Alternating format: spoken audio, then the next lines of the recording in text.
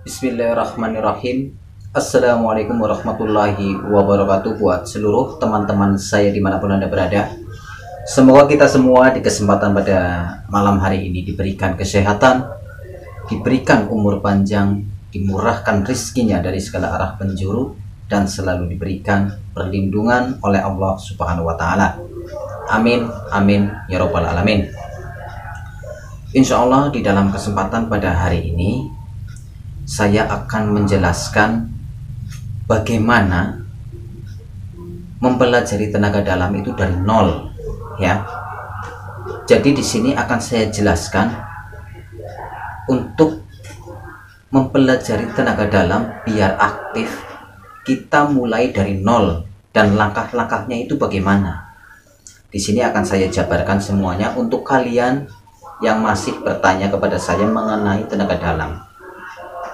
Ada yang bertanya, Bang, saya sudah mendapatkan ijazah amalan ataupun wiridan tenaga dalam, tetapi saya belum bisa mengaktifkannya. Nah, di sini akan saya jelaskan nanti ya untuk pemirsa dimanapun Anda berada. Jadi, untuk mempelajari tenaga dalam itu ada beberapa versi, ya. Ada beberapa versi. Ada yang menggunakan olah teknik pernafasan murni ataupun yang bisa disebut dengan hawa murni, ya, tidak memakai jompa-jampe apapun. Itu yang pertama.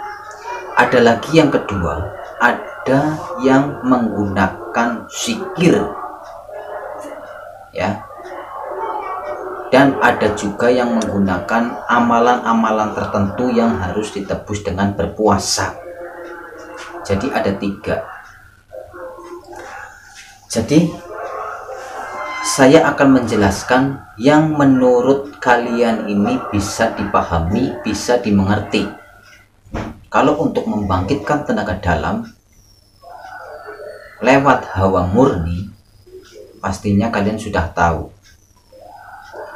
Tetapi kalian belum tahu gimana caranya untuk membangkitkan tenaga dalam yang melalui zikir ataupun dari hawa murni, tetapi kita mulai dari nol biar kita tidak salah langkah. Seperti itu ya pemirsa. Jadi lebih baik kita mulai dari nol daripada kita mulai dari awal ataupun pertengahan, tetapi kita tidak tahu langkah-langkahnya dari awal. Ya, jadi di sini akan saya jelaskan mengaktifkan tenaga dalam yang ada di dalam diri kita mulai dari nol. Ya, saya akan menjelaskan yang mengenai dari zikir dulu, zikir untuk membangkitkan tenaga dalam. Ya, jika kita ingin membangkitkan tenaga dalam melalui zikir, ya, kalian bisa pertama-tama kalian sholat hajat 2 rakaat, ya, tengah malam. Nah, sehabis sholat hajat 2 rakaat di tengah malam, kalian kirim Fatihah terlebih dahulu atau yang disebut hadroh ataupun tawasul, ya. Tawasul ini ditujukan kepada Nabi besar Nabi Muhammad Shallallahu Alaihi Wasallam beserta sahabatnya. Kirim Fatihah ditujukan kepada para malaikat, para wali, para syekh, diri kita, bapak ibu kita. Ini penting. Ini yang melalui zikir, ya. Sehabis kalian kirim Fatihah, lalu dilanjutkan dengan zikir, ya. Ini untuk seumpamanya kalian dikasih zikir sama guru spiritual Anda, zikir tenaga dalam. Ini cerita seumpamanya dikasih amalan ataupun zikir Allah ataupun zikir asmasir. Untuk zikirnya pemirsa, ya, untuk zikirnya, jadi kalian jangan salah di sini. Untuk zikirnya itu kalian duduk bersila, ya, dengan zikir seumpamanya hu Allah, ya, hu Allah. pertama-tama kita tarik nafas dalam-dalam melalui hidung, lalu kita zikir sambil menahan nafas. Ya, ini kuncinya, yang melalui zikir. Kita tarik nafas melalui hidung dalam-dalam, lalu ditahan sambil kita berzikir hu Allah, hu Allah, hu Allah, hu Allah, hu Allah, sekuat mungkin, senyaman mungkin. Ya, ini yang melalui zikir. Jadi untuk zikirnya ini tahan nafas pemirsa. Ya, ini yang dari zikir. Nah, untuk zikir ini ataupun untuk membangkitkan tenaga dalam yang melalui zikir ini, itu butuh proses panjang pemirsa. Ya, saya tegaskan di sini, untuk mendalami ataupun untuk mengaktifkan tenaga dalam itu butuh waktu yang panjang. Tidak ada waktu yang pendek. Ya, tidak ada yang instan pemirsa. Yang instan adalah Indomie. Itu saja, karena ilmu itu tidak ada yang instan. Semuanya butuh proses, semuanya butuh tahap. Ya, kayak kita naik tangga 1, nanti naik tangga 2, nanti naik tangga 3, sampai dengan berikutnya, seterusnya. Jadi tidak ada begitu kita mempelajari langsung aktif, itu tidak ada. Semuanya butuh proses. Ya, jadi untuk zikir tenaga dalam itu menahan nafas. Ya, itu kuncinya. Nah, untuk yang lewat hawa murni ya seperti itu. Jadi ketika kita bermeditasi kayak gini, semuanya memakai hu Allah ya. Kita badan tegak. Ya, badan tegak. Jadi ketika kita menarik nafas melalui hidung dalam-dalam, pakai kalimat hu, ya, nanti ditahan saja, ya, ditahan saja, jangan dikencangkan.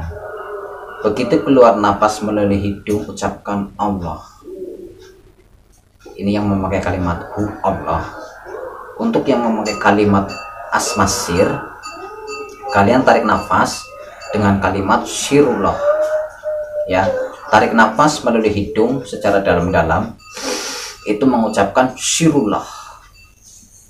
Ketika kalian menahan nafas, zatullah sifatullah wujudullah, zatullah sifatullah wujudullah, zatullah sifatullah wujudullah. Begitu keluar nafas melalui hidung, ucapkan wujudullah. Untuk minimal belajar tenaga dalam, entah itu dari yang hawa murni, entah itu yang dari zikir nafas, itu minimal untuk belajar teknik pernapasannya saja 3 bulan pemirsa. Ini minimal ya, belum lagi nanti belajar gerak dorong, gerak tarik. Jadi semuanya butuh proses, tidak ada yang instan. Ketika kita sudah mendalami olah teknik pernapasan kita sudah sempurna ataupun udah mendekati sempurna, barulah kita timpah dengan belajar teknik tarik dan dorong. Ya, begitu kita sudah menguasai teknik tarik dan dorong, baru kita mempelajari jurus. Ya, jadi seperti itu. Mungkin buat kalian yang pernah mengikuti padepokan ataupun pondok, ataupun pernah mengikuti bela diri pencak silat, mungkin tahu semuanya tidak ada yang instan pemirsa. Semuanya butuh proses. Ibarat kita sekolah kelas 1, nanti naik kelas 2, nanti naik lagi kelas 3. Semakin kita naik tangga, semakin sempurna. Begitu juga orang yang berilmu pemirsa. Ya, orang berilmu. Semakin kita belajar terus, semakin belajar, semakin dikali, semakin wawasan kita luas, semakin nunduk kitanya. Jadi kalau orang yang berilmu itu nunduk pemirsa, ya, tidak dengak ataupun tidak sombong. Seperti itu. Jadi ini untuk pembelajaran, karena kemarin sempat ada chat dari salah satu rekan yang ingin belajar mengenai tentang tenaga dalam. Saya bilang untuk belajar teknik pernapasannya saja itu 3 bulan. Jawaban dia apa? Kok lama ya? Nah, namanya juga belajar, jadi tidak ada yang instan pemirsa. Ya, pertama kita belajar teknik pernapasan terlebih dahulu. Ya, kita kuasai terlebih dahulu olah teknik pernapasan.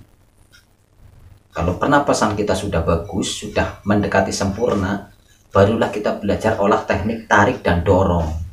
Seperti itu. Untuk minimal belajar teknik pernapasannya saja itu 3 bulan. Ya, mudah dipahami ya pemirsa.